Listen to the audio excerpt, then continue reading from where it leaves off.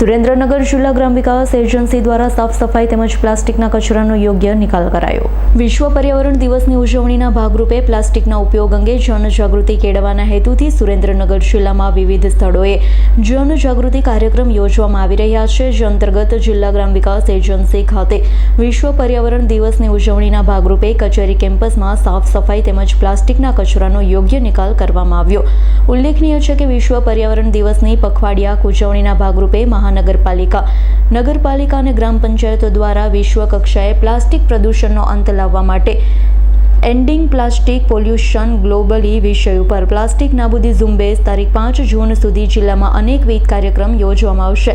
પ્લાસ્ટિકના ઉપયોગને ટાળવા અંગે લોક જાગૃતિ કાર્યક્રમ કરવામાં આવશે। દીપક સેવાગલાનો રિપોર્ટ, S9 ન્યૂઝ, લીંબડી। અમારી તમામ માહિતીથી અપડેટ રહેવા માટે જોડાયેલા રહો S9 ન્યૂઝ સાથે।